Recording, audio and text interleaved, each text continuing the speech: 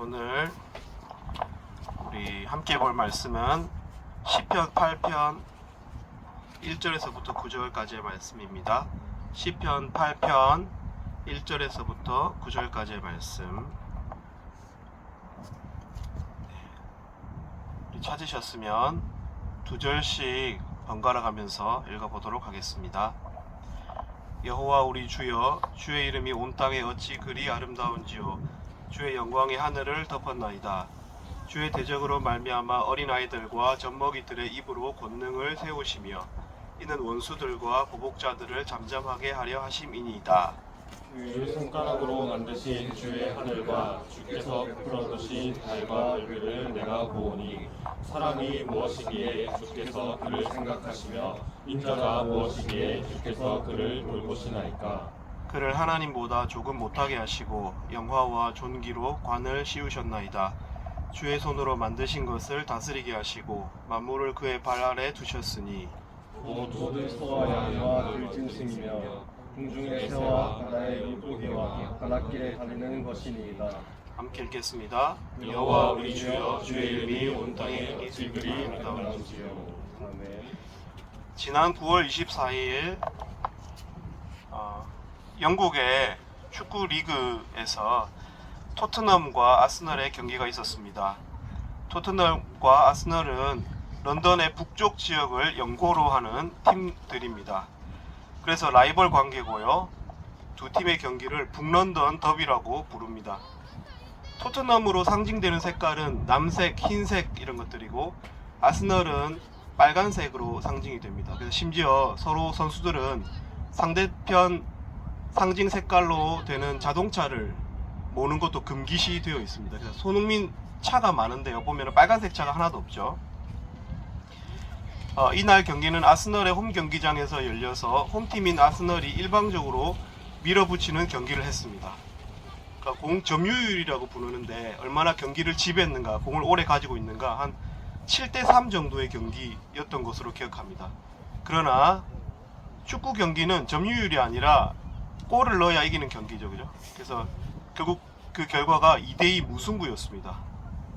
손흥민이 두 골, 몇 번에 안 되는 찬스에 두 골을 넣어가지고 저도 하이라이트를 봤는데 하이라이트만으로도 많이 기뻤는데 성주 박사님 실시간으로 보셨죠, 이 경기? 아, 그렇습니다. 네. 네, 그래서 막 그 카톡방에 축구팀 카톡방에 막 올려주고 그랬는데, 근데 그때 이제 캐스터가 이렇게 그 손흥민의 마무리를 이렇게 흥분해서 외칩니다. What a finish! What a finish!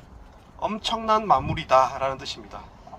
네, 직역하면은 질문 형식으로 이게 무슨 마무리야? 무슨 한 마무리야? 뭐 이런 뜻입니다. 여러분, 언어권에서나 가장 최상급의 감탄사는 의문의 형식을 띱니다. 그죠? 이게 도대체 무슨 일이야? 이렇게 하면서. 오늘 본문은 다윗이 쓴 시입니다. 1절부터 9절까지 9절로 이루어져 있는데요. 여기서 첫 구절과 마지막 구절을 보십시오. 여호와 우리 주여, 주의 이름이 온 땅에 어찌 그리 아름다운지요. 예, 질문 형식입니다. How majestic is your name? 오늘 시는 질문 형식의 감탄사를 통해서 둘러싸여 있습니다. 1절과 9절에 마치 다윗의 온 마음을 지배하고 있는 감정이 하나님의 이름에 대한 찬양과 감탄인 것으로 느껴집니다. 다윗은 아마 어느 날 밤에 이런 고백을 하고 있는 것으로 보입니다. 왜냐하면 1절 후반절에 보면 주의 영광이 하늘을 덮었나이다 하고 하늘에 대한 이야기가 나오고 있고요. 또 3절에도 주의 손가락으로 만드신 주의 하늘과 주께서 베풀어 두신 달과 별들을 내가 보오니 라고 자신이 지금 밤하늘을 바라보고 있음을 고백하고 있기 때문입니다. 다윗은 아마 이 밤하늘을 바라보던 이 날도 그때에도 번잡한 일들이 많았을 것으로 예상할 수 있습니다. 사무엘서를 읽어보면 다윗의 삶이 결코 순탄하지 않았음을, 순탄한 상황이 없었음을 알 수가 있습니다. 자신을 저주하는 많은 사람들 속에서 살았고요. 싸우고 도망하면서 또 복수를 해야 하는 그런 삶이었습니다. 하나님도 다윗이 손에 피를 많이 흘린 자이다 라고 표현하셨습니다. 오늘 본문에서도 그는 2절에 원수들과 보복자들에 대해서 언급하고 있습니다. 인간사가 다 그렇습니다. 힘든 일이 많고요. 사람과의 관계 속에서 우리가 위로를 받기도 하지만 그것이 걱정거리가 되기도 하고 스트레스가 되기도 합니다. 우리는 각자 수고하고 무거운 짐들이 많습니다. 그러나 하나님을 여호와로 부를 줄 아는 여호와 우리 주여 부를 줄 아는 신앙인들은 결국 그 마음이 낙심으로 끝이 나지 않습니다. 온 하늘과 자연 만물이 우연의 결과가 아니라 창조주 하나님으로 인한 작업임을 믿는 신앙인들은 결국 원수와 보복자들로 인한 번민을 극복합니다. 우리가 오늘 바깥에서 예배를 드리면서 이 사실을 기억했으면 좋겠습니다. 우리의 삶이 늘 팍팍할 수도 있습니다. 학생으로서, 학사로, 또 간사로서 삶에 여러 가지 힘든 일들이 있죠. 우리 삶이 그렇습니다. 현재 큰 걱정거리가 있는 중에 있을지도 모르겠습니다. 만만치 않은 어떤 삶의 시간일 수도 있습니다. 직업에서의 일이 잘 안 풀릴 수도 있고요. 주식이 떨어질 수도 있고. 그러나 우리의 마음이 다시 이 가을 들녘을 바라보면서 감탄으로 채워지기를 소망합니다. 왜냐하면 우리도 하나님을 여호와로 부를 줄 아는 믿음이 우리 안에 있기 때문에 그렇습니다. 우리 안에 질문 형식의 최상급의 고백이 있기를 소망합니다. 여호와 우리 주여, 주의 이름이 온 땅에 어찌 그리 아름다운지요. 진정성 있는 그런 무정하고 무감각한 이성으로 말라버린 우리의 뇌를 이 자연 속에서 하나님을 향한 감탄으로, 그런 공감 능력으로, 감정으로, 감사의 마음으로 회복하는 시간이 되었으면 좋겠습니다. 다윗은 이런 밤 하늘을 바라보다가 문득 어린 아이들과 젖먹이들을 생각합니다. 이전에 말씀해 보면 어린 아이들과 젖먹이들의 입으로 권능을 세우시며, 왜 그랬는지 알 수 없습니다. 밤하늘을 보다가 왜 어린 아이들과 젖먹이들을 생각하게 되었을까요? 여러분, 우리 생각이라는 것이 그런 것 아닙니까? 갑자기 이 생각 저 생각 경계 없이 오갑니다. 자연이 우리를 이끌어 우리 생각이 가게 하는 곳이 있습니다. 그래도 우리가 여기서 생각해 볼 수 있는 것은 그런 대자연 속에 다윗은 스스로가 아주 작다고 느낀 것 같습니다. 왕일지라도, 자기가 부리는 사람이 많을지라도 스스로 작다고 여기고 있습니다. 장엄한 우주의 신비를 담은 밤하늘 속에서 자신은 아주 작은 존재라고 느끼고 있습니다. 여러분, 이것이 정상이죠, 그죠? 우리는 원래 작은 존재인데 이 자연 속에 들어올 때 우리가 얼마나 작은 존재인지, 하나님이 얼마나 크신 존재인지를 알게 되고요. 그래서 우리 스스로를 어린아이와 같이, 또 젖먹이 같이 여기게 하는 힘이 있습니다. 자연이라는 것이 자연 속에 미약하고 의미 없어 보이는 존재라는 것입니다. 그러나 다윗은 또 생각합니다. 하나님은 그런 어린아이와 젖먹이들의 입에 권능을 세우시는 분이 아닌가. 하나님은 젖먹이들과 어린아이와 같이 미약한 존재일지라도 그 말에 말빨, 쉽게 말해서 그 말에 어떤 능력을 세우시는 분이 아닌가, 그런 생각을 하게 됩니다. 생각해보면 다윗 자신의 삶이 그러했던 것 같습니다. 스스로 어른이라고 생각하는 사람들이 우습게 여기는 한 아이에 불과했던 다윗이었습니다. 사무엘이 이새의 집에 왕의 후보들을 보러 갔을 때 이새는 그 7아들을 선보였습니다. 이새는 7아들이라고 표현합니다. 원래 8아들이 있는데 다윗은 아예 후보 취급을 하지 않은 것입니다. 7아들을 선보였습니다. 다윗은 그 중에 부르지도 않았습니다. 선거에 참여도 못한 것입니다. 참정권이 없었던 것이죠. 사무엘도 그 중에 장남을 보면서, 과연 그 엘리압을 보면서 여호와의 기름 부으실 자가 주님 앞에 있도다 라고 했습니다. 근데 하나님이 사무엘에게 이렇게 말합니다. 네가 엘리압의 용모와 키를 보았다고 말합니다. 사람은 그렇습니다. 용모, 키가 크거나 용모가 이렇게 뽀대가 나면은 사람은 되게 있어 보이게 여깁니다. 그의 어른됨, 장성함을 본 것입니다. 그러나 하나님이 그 7명의 어른 남자들이 된 아들들을 다 거절하면서 사무엘이 묻습니다. 네 아들들이 진짜 여기 다 있는가? 7명이 다인가? 그때서야 이새가 대답합니다. 그때 어떻게 말했는지 들어보십시오. 막내가 남았습니다. 그는 양을 지키고 있습니다. 막내라는 표현은 히브리어로 사실 부정적인 표현입니다. 찌끄레기 이런 뜻입니다. 꼬마, 꼬붕 이라는 뜻입니다. 양을 지키고 있는 저 쫓겨난 막둥이, 꼬붕이 한 명 있다. 양을 지키고 있다는 말도 그런 것입니다. 가장 허드렛 일을 하고 있는데 굳이 부를 필요가 없다는 뜻입니다, 여러분. 그냥 그가 무엇을 하고 있다는 표현이 아닙니다. 단지 막내이고 단지 양을 치고 있다 이런 뜻입니다. 여러분, 하나님께서 그런 다윗, 꼬마 막내일 때 다윗을 선택하셨습니다. 막내를 들어서 유능하게 하셨고 그 말에 힘을 주셨습니다. 하나님은 어린아이, 꼬마, 심부름꾼을 선택하시는 분임을 성경이 보여줍니다. 여러분, 이런 문맥에서 보자면 하나님이 잠잠케 하시는 원수들과 보복자들은 어떤 자입니까? 교만한 사람들입니다. 자기 힘을 믿는 사람들, 자신을 과신하고 자신의 외모와 키, 스펙 등을 과신하는 사람입니다. 인간들끼리는 이런 상대적 힘의 크기가 존재합니다. 그러나 자연의 장엄함은 밤하늘을 올려다보는 다윗은 그런 모든 인간들에 대한 스스로 서로 비교하는 것을 도토리 키재기로 만듭니다. 큰 힘을 가진 사람도 한 인간으로, 젖먹이 어린아이도 한 인간으로 만드는 공간이 바로 이 자연 속입니다. 그래서 대자연의 힘 앞에 힘을 자랑하는 사람은 오히려 어리석어 보이게 만듭니다. 그러나 자연 그 자체와 하나님을 기뻐하는 사람을 아주 적합해 보이도록 자연은 만듭니다. 하나님은 실제 교만한 사람을 꺾기 위해 힘이 약한 사람들을 들어 쓰시기도 합니다.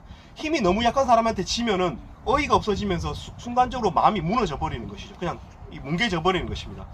누가복음 18장 16절에 보면 예수님도 어린아이들이 내게 오는 것을 용납하고 금하지 말라. 하나님의 나라가 이런 자의 것이니라고 하셨습니다. 예수님도 하나님의 나라는 어린아이같이 단순한 사람들, 천진난만한 사람들, 겸손한 믿음을 가진 사람들이 누리는 나라임을 말씀하셨습니다. 오늘 우리가 야외에 이렇게 예배를 드리러 나왔는데 오늘 이 자연 속에서 우리가 교만하여 하나님의 대적자 원수들이 되지 말고 겸손한 마음, 핑크 뮬리도 보시고 운동도 하시고 아이 다 뻔한 거지 뭐 내년에 또 할 또 뻔한 거지 뭐 이렇게 교만한 대적자의 마음을 품지 마시고 언제든지 우리가 그 들에 핀 꽃 한 송이에도 어린아이와 같이 천진한 마음을 회복하시길 바랍니다. 세상을 천진난만하게 바라보아야 행복합니다. 늘 계산하고 내게 왜 이렇게 되는가, 내 이권이 어떻게 되는가, 여러분 이렇게 생각하면 괴롭습니다. 퍽퍽합니다. 하나님이 주신 것들을 누릴 수 있기를 바랍니다. 마지막으로 3절에서 8절은 한 덩어리라고 볼 수 있습니다. 다윗은 하늘의 달과 별들을 바라봅니다. 다윗은 세상의 여러 하나님께서 만드신 피조물들을 바라보면서 이렇게 말하고 있습니다. 먼저 3절에서 이 하늘의 달과 별들이 얼마나 위대한 창조물인지를 바라보고 있습니다. 보십시오. 주의 손가락으로 만드신 주의 하늘과 주께서 베풀어 두신 달과 별들을 내가 보오니. 잘 보십시오, 여러분. 다윗은 하늘의 달과 별들을 관찰하고 있습니다. 그런데 생각이 이 3절에서 끝나지 않습니다. 단지 그것을 관찰했다는 사실에서 끝나지 않습니다. 만약 3절에서만 말씀이 끝이 나버린다면 그 사람의 마음은 허무한 것이 되기 쉽습니다. 우주의 광대함은 실제로 사람의 마음을 허무하게 만듭니다. 저도 지구과학 되게 좋아하고요. 천체 물리학을 되게 좋아합니다. 그래서 그런 걸 보다 보면 너무 신비로운데 되게 뭐랄까요, 막연하게 만들고 공허하게 만듭니다. 어마어마한 공간 속에 내어 던져진 우리 자신이 너무 무가치하게 여겨집니다. 막막해지고요. 긴 한숨을 쉬게 됩니다. 그래서 어떤 우주과학자 유튜버는 자신의 닉네임을 우주먼지라고 했습니다. 여러분, 그러나 여호와를, 하나님을 여호와라고 부를 줄 아는 신앙인은 결코 3절의 과학적 관찰에서 끝나지 않습니다. 신앙인은 그 과학적 관찰에서 신학의 절로, 신앙의 절로 나아갑니다. 4, 5, 6, 7절 이렇게 나아갑니다. 사람이 무엇이기에 주께서 그를 생각하시며 인자가 무엇이기에 주께서 그를 돌보시나이까. 3절도 자세히 보면은 하나님께서 그 달과 별들을 베풀어 두셨다, 걸어 두셨다는 표현이거든요. 하늘에 딱 걸어 두셨다는 표현입니다. 여러분, 걸어 두셨다는 표현은 뭐에 쓰는 거죠? 조명에 쓰는 표현입니다. 조명. 거기에 걸어 두셨다. 건다는 것은 횃불을 걸든 LED를 걸든, 여러분 이것 자체가 그것이 장식이라는 것을 의미하는 것입니다. 하나님이 거기에 걸어 두셨다. 왜? 이는 사람을 배려하기 위한 것이었음을 생각해내고 있는 것입니다. 그 어마어마한 광명체인 달과 별도 하나님이 사람을 위해 걸어두신 조명임을 생각합니다. 단지 그 마음이 허망해지고 허무해지는 그런 천체 물리학적 관찰에서 끝나는 것이 아니라 신앙으로 나아가고 있습니다. 이것이 여러분 믿는 사람의 위대함입니다. 과학적 관찰에서만, 3절에서만 끝나지 않고 묵상으로 나아갑니다. 묵상합니다. 그래서 결국 그 마음에 믿음의 상을 맺습니다.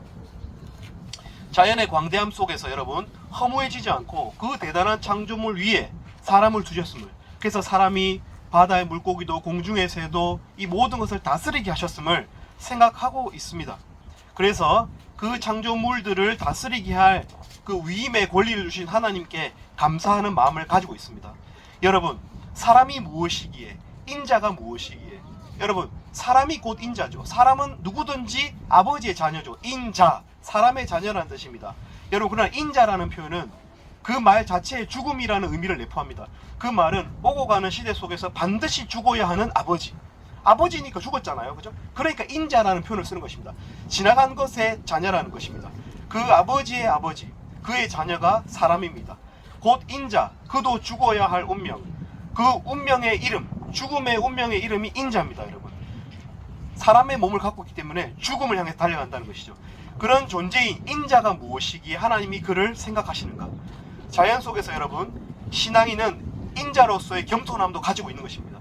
인자로서의 겸손함과 하나님의 자녀로서, 그리고 이 만물을 통치하는 하나님의 대리자로서의 그 감격의 밸런스를 갖고 있는 것입니다. 겸손과 감사의 밸런스를 갖고 있는 것입니다. 여러분, 오늘 우리가 자연 속에서 그런 마음을 회복했으면 좋겠습니다. 우리도 인자입니다. 우리는 학사하고 학생이고 간사이기 이전에 인자입니다. 죽을 존재, 우주의 먼지와 같은 자들입니다. 거기까지가 과학적 사실입니다. 그러나 성경이 말합니다. 하나님이 우리를 돌보신다. 돌보신다는 단어, 파카드라는 단어는 신학적 발전을 통해서 나중에 그리스도로 이어집니다. 하나님이 기억하신다, 돌보신다, 보내신다 이런 뜻입니다. 그래서 파카드, 하나님이 우리를 돌아보시는가, 이 표현은 결국 하나님이 사람을 돌아보시는 가장 결정적 한방, 예수를 보내시는 것을 의미하고 있습니다.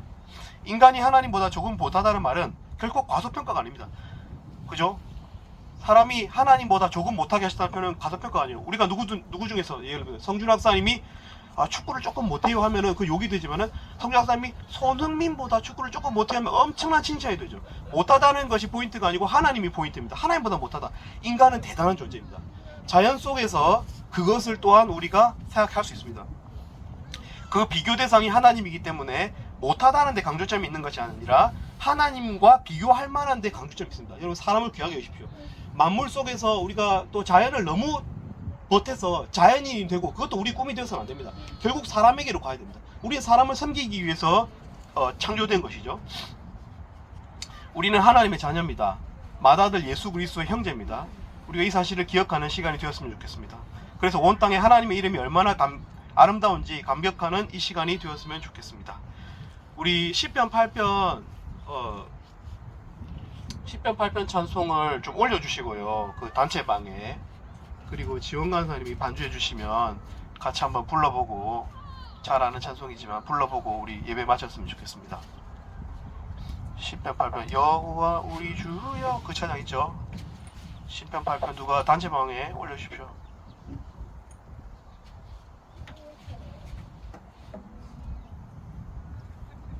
제가 지금 약간 감기 기운이 있어가지고 목소리가 이런 거 좀 이해해 주시기 바랍니다. 눈물도 나고 막 그럽니다.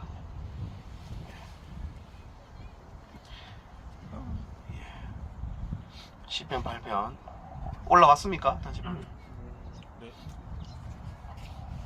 올라왔어요? 안 올라온 것 같은데.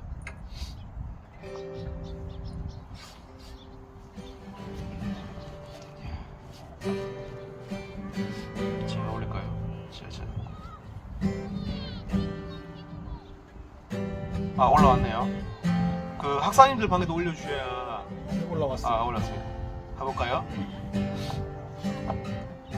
여호와 우리 주여, 여호와 우리 주여, 주의 이름이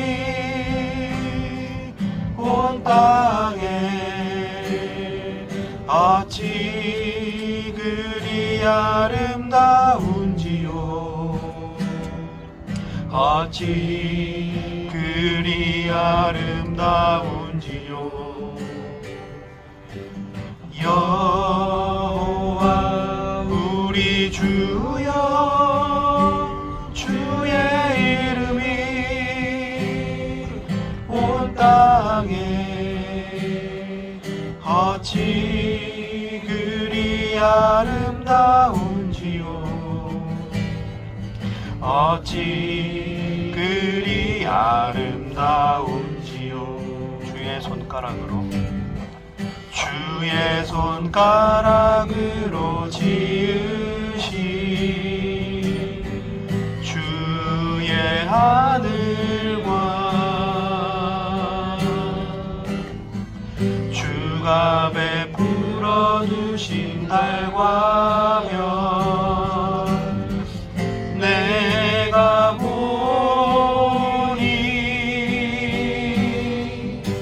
사람이 무엇이 원데 주께서 저를 생각하시며 인자가 무엇이 원데 저를 권고하시나이까. 여호와 우리 주여 주의 이름이 온 땅에 어찌 그리 아름다운지요 어찌 그리 아름다운지요. 제가 한번 기도하겠습니다. 참 좋으신 하나님 아버지, 저희들 때로는 하나님을 믿는다라고 하면서 참 하나님께서 늘 베풀어 두신 이 자연 만물을 참 기억하지 못하고 때로 교만하였고 때로 감사함이 없이 그 마음에 범민이 가득하였음을 고백합니다.